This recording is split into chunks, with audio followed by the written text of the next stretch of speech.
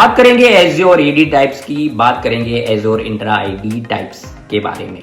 जी हाँ, azure AD अब azure intra ID बुलाया जाता है।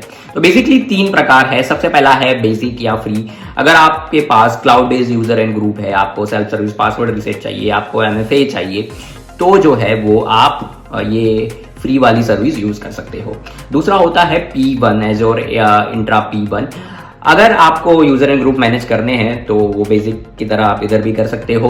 उसके साथ साथ अगर आपके पास हाइब्रिड यूजर है, उसको सेल्फ सर्विस पासवर्ड रिसेट करना है, तो आपको P1 चाहिए। उसके साथ साथ आपको कंडीशनल एक्सेस पॉलिसी लगानी है। जैसे मेरे यूजर्स जो है वो कोई पर्टिकुलर लोकेशन से, कोई पर्टिकुलर टाइम से ही मेरे रिसोर्स एक्सेस कर पाए, तो आपको कंडीशनल एक्सेस पॉलिसी लगाना पड़ता है, वो आपको P1 में मिलता है।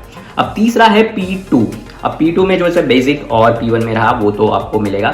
उसके साथ साथ आपको मिलेगा प्रिविलेज आइडेंटिटी मैनेजमेंट। जैसे कोई क्रिटिकल रोल आपने कोई यूजर को असाइन किया है, आपको मॉनिटर करना है, आपको कुछ टाइम के लिए उसको रोल असाइन करना है, तो PIM प्रिविलेज आइडेंटिटी मैनेजमेंट में होता है।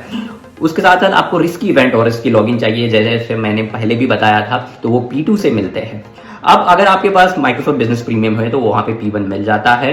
दोनों की प्राइस की कंपेयर करें, जो है P1 जो है उसका 500 INR पर मंथ है और P2 है उसका 750 INR पर मंथ है। धन्यवाद, थैंक यू।